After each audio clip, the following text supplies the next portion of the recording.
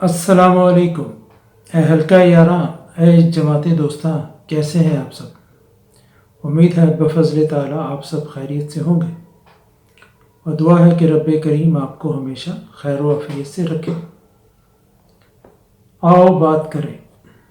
آج ہم جس موضوع پر بات کریں گے اس کا عنوان ہے ٹھہراؤ، بہاؤ اور ٹھہراؤ، یعنی کہ انسانی زندگی کا سفر۔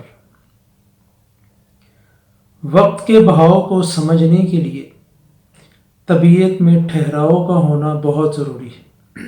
جب تک ٹھہراؤ نہیں ہوتا تب تک بہاؤ پیدا نہیں ہوتا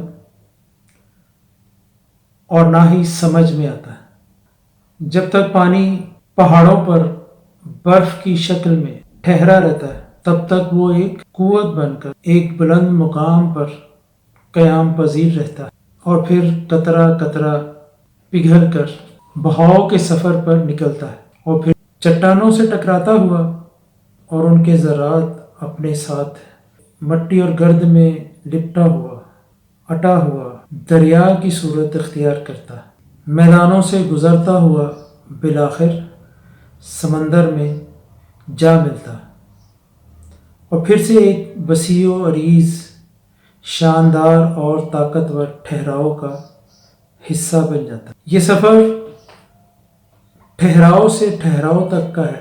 بہاؤ تو بس اس کے بیچ کا ایک مختصر سا سفر ہے، ایک چھوٹا سا حصہ ہے، اور یہی کچھ انسان کا قصہ ہے۔ وہ جنت سے نکلا ہے اور جنت کا ہی متلاشی، ایک ٹھہراؤ سے دوسرے ٹھہراؤ تک کا سفر۔ اسی سفر کو دنیا یا دنیا کی زندگی کا سفر کہتے ہیں۔ انسان اطمینان قلب کے سفر پر نکلا ہے، بس راستے میں بے چینی کا ایک بہاؤ ہے۔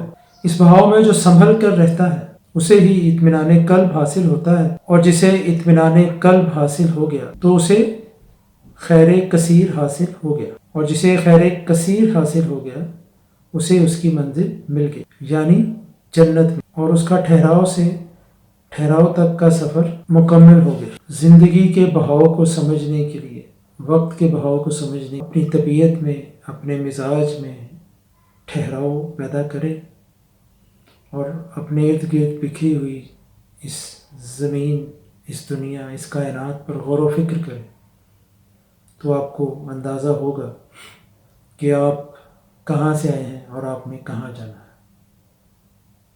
اپنوں کا اور اپنی زندگی کے سفر کا اور اس کی منزل کا بہت سا خیال رکھیے گا۔ اگلی ویڈیو تک اجازت دیں۔ اللہ حافظ۔